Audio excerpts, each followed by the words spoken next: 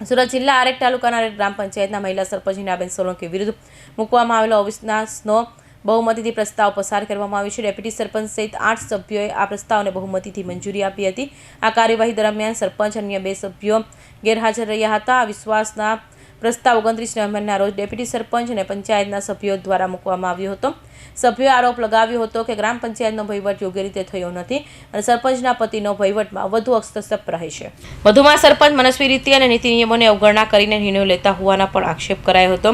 પ્રસ્તાવમાં એવો પણ ઉલ્લેખ કરવામાં આવ્યો હતો કે ગામના વિકાસ કાર્યો અંગે પંચાયતના અન્ય સભ્યોને વિશ્વાસમાં લેવામાં આવતા નથી। સ્વ ભંડોળના નાણાં અને પંચાયતની મિલકતના દુરુપયોગને આક્ષેપો પણ પ્રસ્તાવમાં સામેલ, જેને કારણે અરેડ ગામનું રાજકીય વાતાવરણ ગરમાયું હતું। આજે સોમવારે ગ્રામ પંચાયત અને તાલુકા પંચાયતના પ્રતિનિધિ અને તલાટી કમ મંત્રી ધર્મેશભાઈ નારિયાની ઉપસ્થિતિમાં બેઠક યોજાઈ હતી, જેમાં ડેપ્યુટી સરપંચ સત્યને આર ચૌધરી સહિત 7 સભ્યોને બહુમતી મળતા અવિશ્વાસ દરખાસ્ત પાસ થઈ હતી। આ પ્રસ્તાવમાં પસાર થતા અરેડ ગ્રામ પંચાયતના તમામ સભ્યોને ફૂલહાર તોરણથી વધામણા કર્યા હતા। રાજકીય આગેવાનો અને ગ્રામજનોએ અભિનંદન પાઠવ્યા હતા। ટૂંક સમયમાં ડેપ્યુટી સરપંચ સત્યન રાકેશભાઈ ચૌધરી સરપંચ પદનો ચાર્જ સંભાળશે તેવી અપેક્ષા છે। રિપોર્ટર હમીરસિંહ ચૌહાણ, માંડવી।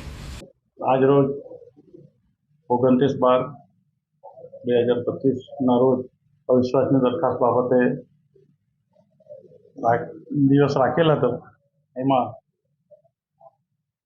દરેક ગ્રામ પંચાયતમાં સરપંચી તથા એમના 2 સભ્યો ગેરહાજર રહેલ છે અને અમે તમામ 8 સભ્યો હાજર રહેલ હતા, એટલે સર્વાનુમતે અવિશ્વાસની દરખાસ્ત પસાર થયેલ છે।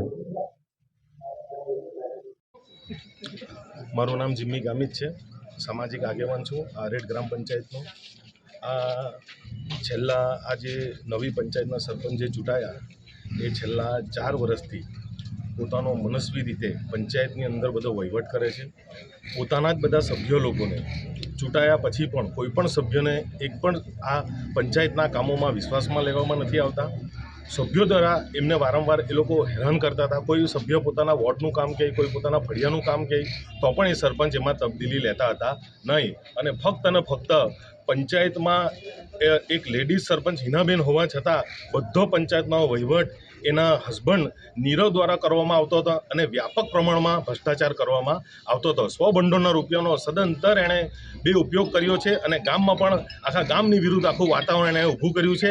જ્યારથી એ ચૂંટાયો છે ત્યારથી ગામજનો પર કોઈને કોઈ અરજી આવે છે, કોઈને કોઈ મહિનો ચાલુ થાય છે એટલે કોઈને કોઈ નવી આફત આવે છે, કોઈ બજાર ઉઠાડવાની વાત આવી જાય છે, બધા કોલોનીમાં જે ગરીબ લોકો રહે છે તેને ઉઠાડવાની વાત આવી જાય છે, ગૌચરની માપણી લઈ આવે છે, ગામતળની માપણી લઈ આવે છે। અવારનવાર ગામના સરપંચ હોવા છતાં ગામને હેરાન કરવાનું કામ જે એમણે કર્યું છે તે એમના જ સભ્યો દ્વારા 8 સભ્યો દ્વારા અને એના ખુદના 2 સભ્યો દ્વારા આજે ગેરહાજર રહીને સંપૂર્ણ પંચાયતના સભ્યો દ્વારા એ સરપંચનો બહિષ્કાર કરીને અવિશ્વાસ દાખલ કરીને આ સભ્યોએ અરેડ ગ્રામ પંચાયતના જે સભ્યોએ અરેડ ગામનું જે સારું વિચારીને આ જે કામ કર્યું છે એને અમે આખા અરેડ ગામે વધાવી લીધું છે અને આગળ એક પરિવારની જેમ અરેડ ગામને અમારે આગળ લાવવાનું છે। જ્યારે અમારો નવો તાલુકો જાહેર થયો છે આમાં અમે કોઈ પણ પક્ષ પાર્ટી લાવવાના નથી અને અરેડ ગામનો વિકાસ, અરેડ તાલુકાનો વિકાસ ફક્ત એ જ અમારે કરવો છે અને આ સરપંચને કોઈ દિવસ ગામનું હિત દેખાયું નથી। અવારનવાર ગામ લોકોને મારવું, કોઈ દુકાનદારને હેરાન કરવા, કોઈ પાસે વેરા વધારા લેવા, એ જ આખું કામ કર્યું છે। એનાથી કંટાળી જઈને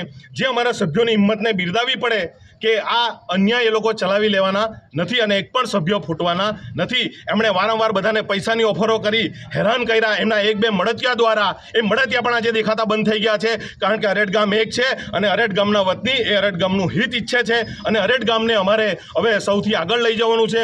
બધા વેપારી મંડળ, બજારના લોકો, ગામના લોકો, ગરીબ વર્ગ, મધ્યમ વર્ગ બધાને અમારે સાથે લઈને અરેડ ગામને એક નવી દિશા રાહ ચીંધવાની છે।